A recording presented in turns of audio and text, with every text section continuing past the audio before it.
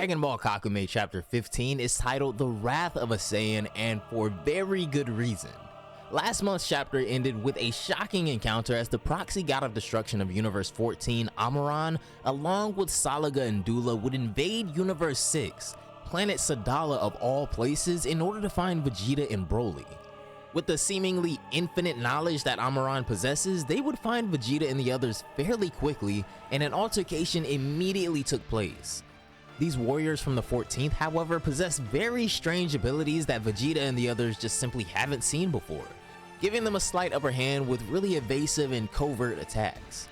Portals and the like would be used against Vegeta and to keep he and Broly separated as Amaran began the onslaught on the Saiyan Prince. Before we go on though, I gotta give our usual shout out and praise to the entire Dragon Ball Kakumei team. Rinko, Darkos, and Poison will all be linked down below, so please be sure to go give those guys a follow and show them massive support and love from our community for their amazing work. Chapter 15 would begin exactly where we left off last month. And before we go any further, if you guys have not already and you are enjoying the content that you've been seeing, consider leaving a like on the video because it really does help out the channel a lot. And of course, it helps me in knowing which of my content you guys enjoy seeing the most. So be sure to leave a like on the video. And for all of my Dragon Ball Kakumei fans, the entire playlist encompassing detailed explanations of every single chapter is going to be linked down below in the description box, as well as the comments. So if you aren't all the way caught up with Dragon Ball Kakumei, definitely be sure to go check that out.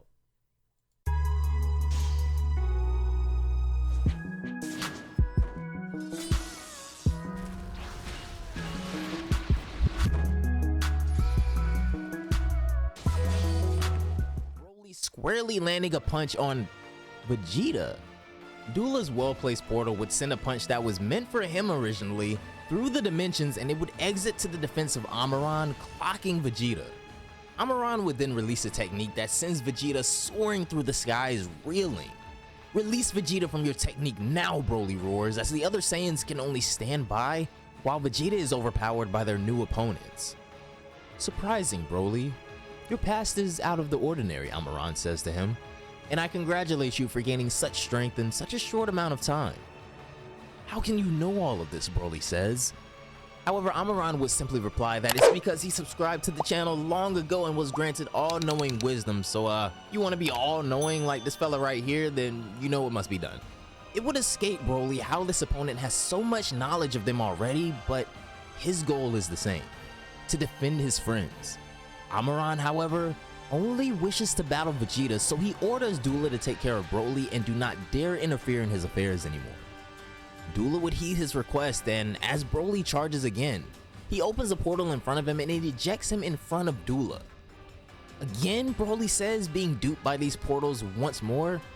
This is when Vegeta would make a thunderous reappearance, however, with a searing rage that won't be tempered so easily. He's transformed, yes, but at this point he barely holds on as the damage from that last attack was so intense.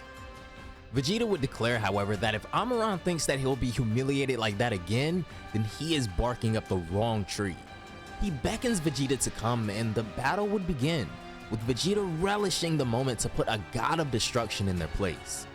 Amaran summons his chain whip and attacks Vegeta, who's able to grab hold of the chain and flies off, yanking Amaran in order to get the strongest slam of his life, and he absolutely pile drives the god into the ground. Vegeta delivers the very definition of a crushing blow to Amaran, but as we look closer, we can see that the god was able to avoid the attack just in time. He grabs Vegeta by the face and headbutts him with such force that sparks begin to fly from the center of his mask. He sends Vegeta into the air with a blow to the gut, telling him that this isn't how he's gonna get any damage done to a god. "Don't try to provoke me," Vegeta says. "I'm far past the age of such childishness." Amaran would disagree, however, already having full knowledge of Vegeta's pridefulness. He roars that no matter how much Amaran scans him, he'll never have access to who he truly is.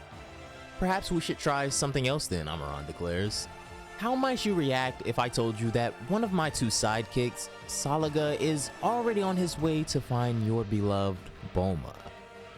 The utter gall would shock Vegeta to the core, leaving him speechless. "No. Don't you dare play that game, you damn god of destruction," Vegeta says through gritted teeth after a momentary silence. He would power up again, but this time, Vegeta's true rage would burst through, and he would display a power that even Amaran deems worthy, saying, "Finally."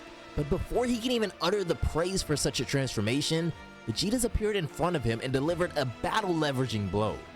Vegeta would then go on a complete barrage, mercilessly comboing Amaran with punches and letting him know exactly who he's messed with now. I mean, to come all the way here and threaten his Saiyan brethren and even his wife is unforgivable. He would send Amaran into the ground, and then Vegeta actually charges a Gallic gun, taking it back to the DBZ days, but Amaran would easily counter this. He summons his chains again as they easily navigate the beam and then wrap around Vegeta's wrists, slicing him across the face in the process. This time, Amaran would be the one attempting to sling Vegeta around again, pulling him towards himself and returning that punch from earlier with full force.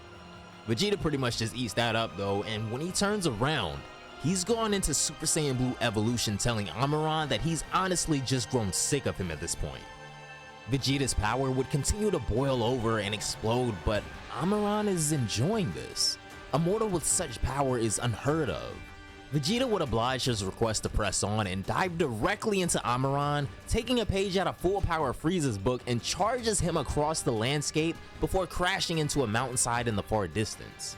The struggle for dominance in this battle is unreal to say the least, as Amaran looks to have just absorbed all the force from this attack as well, but when he summons his chains again, Vegeta would shatter them this time and deliver an absolutely gut-wrenching blow to the top of Amaran's mask, nearly shattering it to pieces.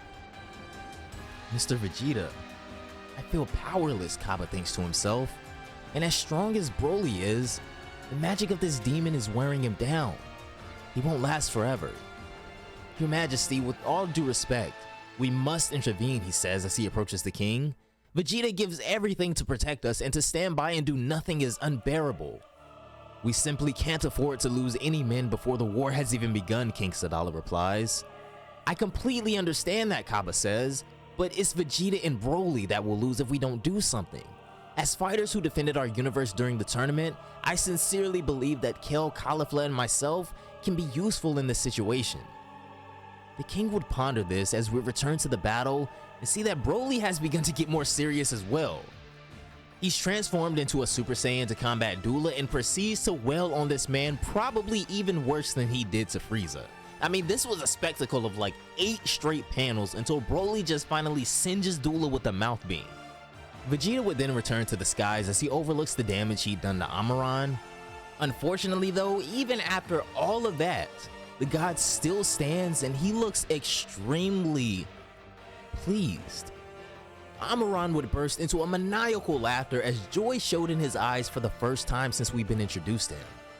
"Are you enjoying this?" Vegeta would rage on. "Just who the fuck are you?" "Call me Amaran," he replies. "I stand in for the god of destruction of Universe 14. "And you think that gives you the right to come and mess with us instead?" Vegeta replies. But Amaran tells him that he's only making a diversion. "It certainly isn't every day that you meet a mortal who's been trained by his angel.